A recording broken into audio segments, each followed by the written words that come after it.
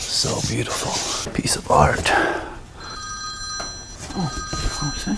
Someone's calling me. Handyman. Hey, Handyman. I think my pipes are frozen. I ain't got no water at the sink. Yeah, it got pretty cold last night. Can you help me? Can you help me? I'll be right there. It's that time of year where there is an Arctic blast from somewhere. Sometimes it's Canada, sometimes it's Texas. Half the country is below zero right now. I've got some friends up north that they do 5 to 6 of these a day. Frozen pipes. We try to catch it quick, catch it early so that they don't crack. You don't know until it heats up.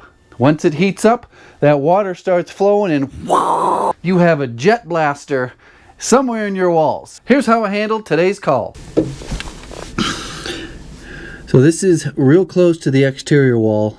Those pipes go down into the basement ceiling, which is all closed up with drywall. It only takes a little bit of a draft through your rim joist or where your floor joists sit on top of the foundation wall to make those pipes freeze. I'm going to get a space heater going in here and go downstairs to the closet that's directly underneath here and get those doors opened up and get another space heater going in there. The floor space and the ceiling space of the basement is not insulated.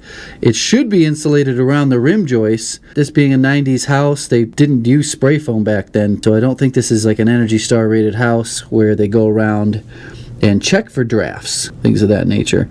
It doesn't feel cold in there. I have a feeling that it's froze inside the ceiling of the basement.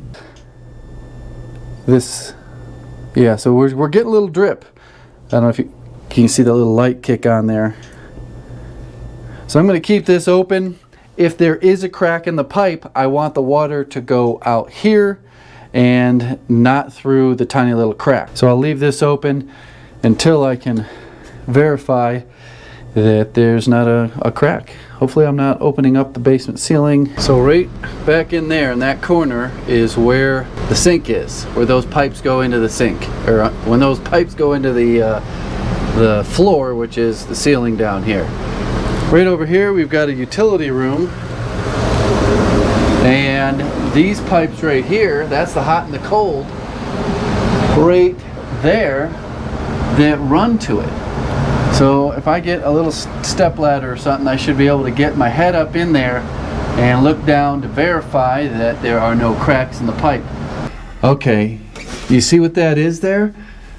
That's the old combustible air duct that is supposed to be feeding fresh air to this furnace and water heater, and it's just going right into the ceiling here. That's where the cold air came from. Things you find in people's houses. Well, I don't see a crack on this side. There could be a crack right there at that 90. Oh man, what a bunch of idiots.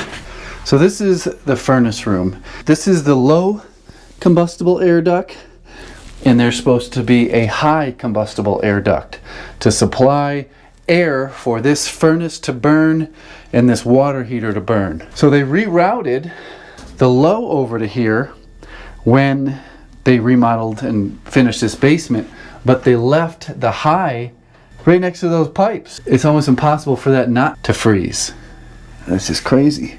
So what I'm going to do is go shut the water off to the house and then get a space heater pointed right up in that cavity and look for drips. If I start seeing a drip, that means that the pipe is cracked, and I'll have to cut out that ceiling on the other side there to get access to do the repair. It should be just a little drip and maybe a few cups of water leak out, and that's it. I'm going to release the pressure in both the hot and cold by opening up the faucets in the other areas of the house so that that's not under pressure. Here's the water main shut off for this house. This here is to the irrigation, and I have showed this homeowner these shutoffs in the past, but when the water is spraying and you come in here and you don't know what the heck to do, it can get a little bit more complicated than it is when you're in a panic. Okay, we got the space heater going, so within a few minutes we should have our answer here. It's very hard to see. You're underneath a deck right now, and I don't know if it's going to come through or not, but you should see two little vents up there between the joists and the deck. One is the high, one is the low.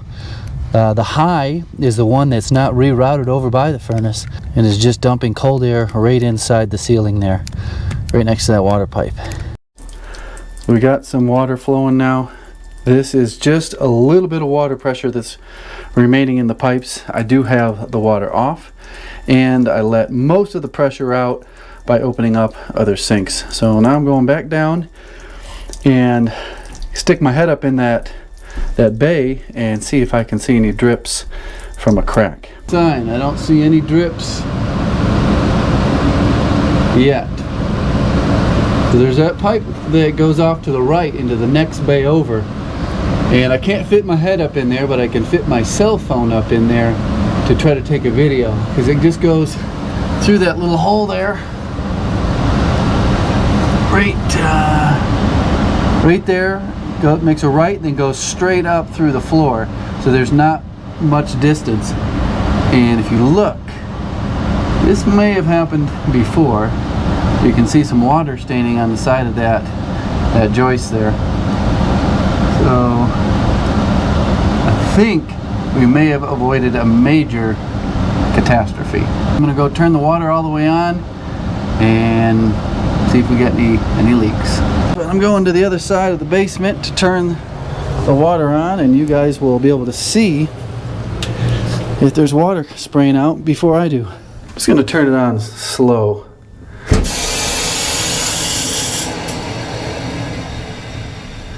Just cracked it open a little bit, and that sink in the kitchen should be running now, and we should be fully melted.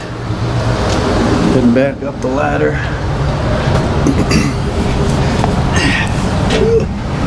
And I don't see any water there.